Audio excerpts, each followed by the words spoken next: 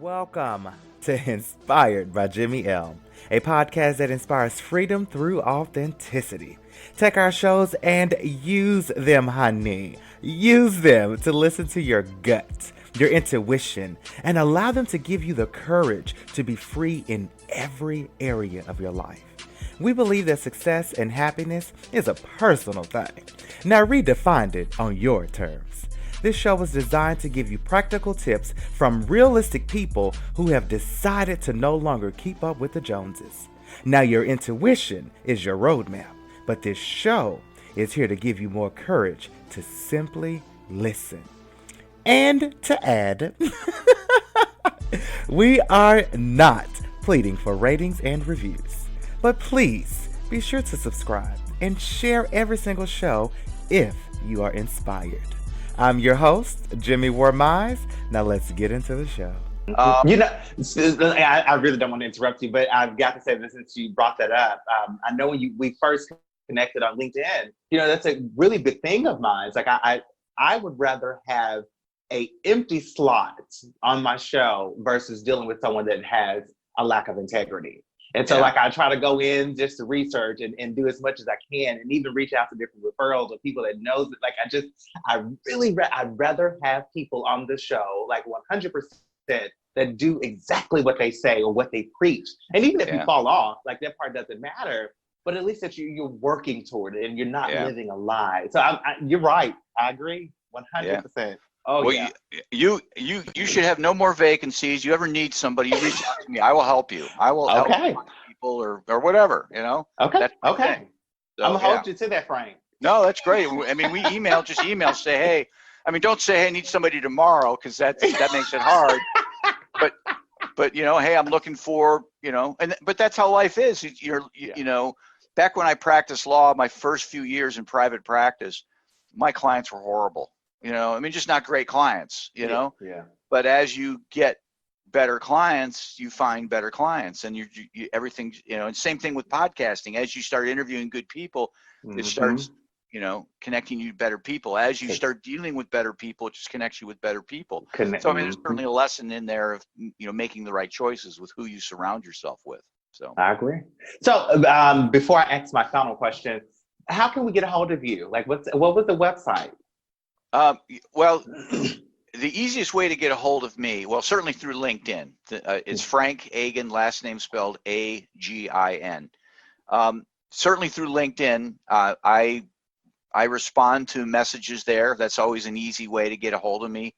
I have a personal website, frankagin.com, that shows all the books I've written, the organizations. It's links to. There are links to my podcasts. I have 2 podcasts. I've got a regular podcast like you do, Jimmy, and then I have a daily micro podcast that's just a 1-minute inspiration or a little tip on networking. Okay.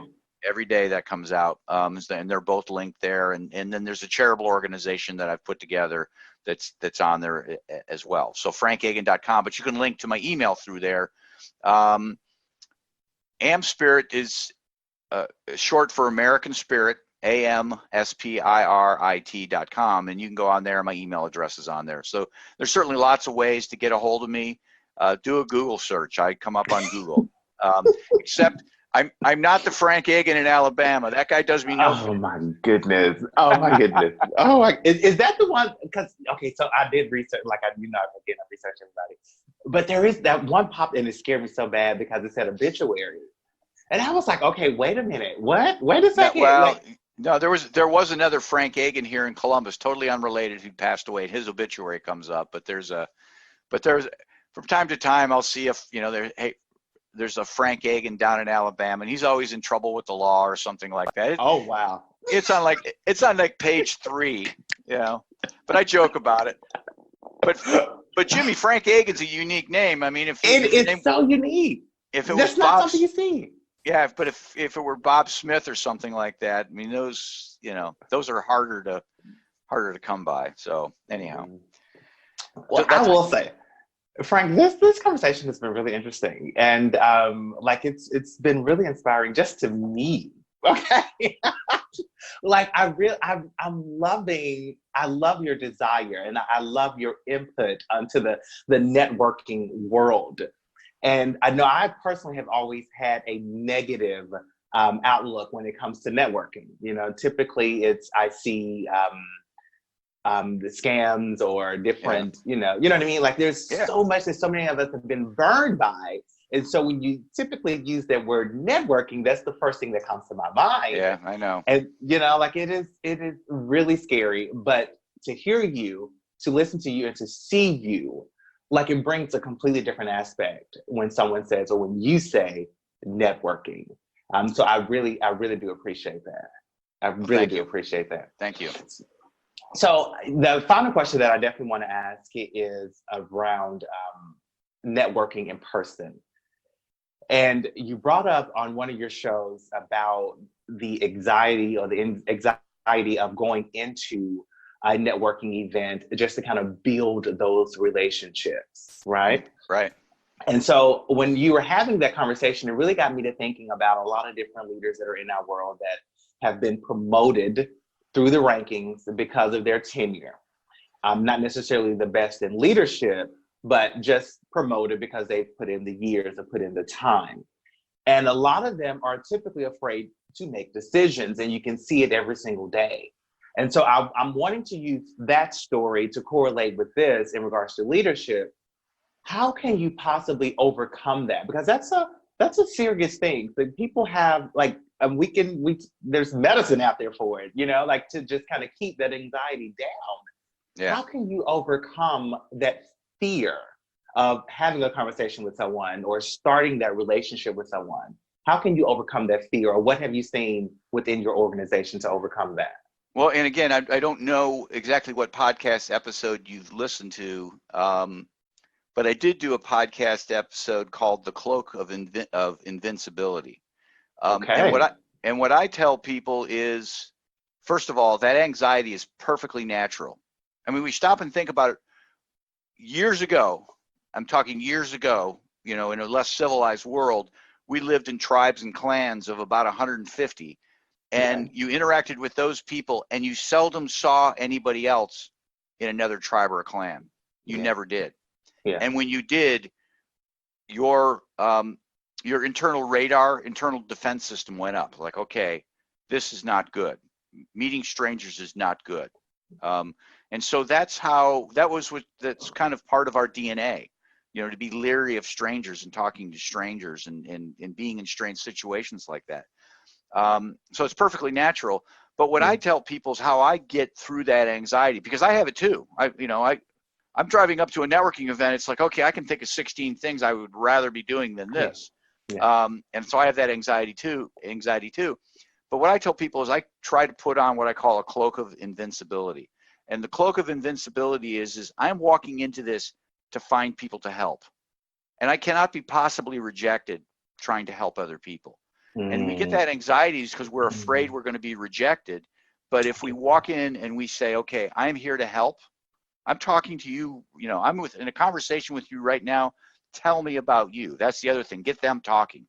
Really be intrigued by what they have to say. You might think, oh my gosh, I want to tell them about my podcast or what I've got to sell. Get them talking. Because they'll want to know about you once you demonstrated an interest in them. But if you walk in and say, I am here, put your hands on your hip, I am here, I'm going to find somebody to help. Before I leave here today, there's somebody I'm going to help. As humans, we can't push away somebody who's going to try and help us. Yeah. And so that's what I try and do to get over that anxiety. Sometimes it's more successful than others, but it seems to work for me. Put on a cloak. I got that. Cloak of invincibility, yeah. I got that. I like that. Frank, I really do appreciate this conversation, this networking right here. Like, I really appreciate that. All righty. I thank you so very much, Frank, for saying yes and coming onto the show and spending some time with me. I'm almost 100% certain that my audience will definitely be getting some tips and just be inspired by this conversation. Well, if I can help you, you let me know. Frank, I promise you, I'm going to hold you to that. All I right, want you to good. see my serious face right now. Even some of the biggest names in entertainment or the inspirational speakers and leaders that we all love, even they have anxiety before going out on stage sometimes. And so I love this tip that Frank gave us about putting on a cloak that would ultimately protect that inner being that we have that is possibly stopping us from obtaining that bigger goal. So, Frank, thank you for that tip. And audience, I really hope that you have enjoyed Frank along this entire journey this month. He's definitely been an inspiration to me. And so even I, who classify myself as an extrovert, even I can up my game on my networking to be able to help get my show out there, to reach more people, to be able to inspire people, to be just a little bit more authentic, to be the best versions of themselves. Even I can take some tips that Frank gave us along this month. And so, Frank, again, thank you so much for being on the show. Everyone, I hope that you are excited about next week's guest. More importantly, I hope that you have subscribed and I hope that you are sharing every single show if you are inspired. I cannot wait to share next month's guest with you all. Make sure you tune in. Make sure you're catching us at inspiredbyjimmyl.com. Stay up to date on everything that's happening. And you know, as always, I will see you first thing in the morning on Instagram.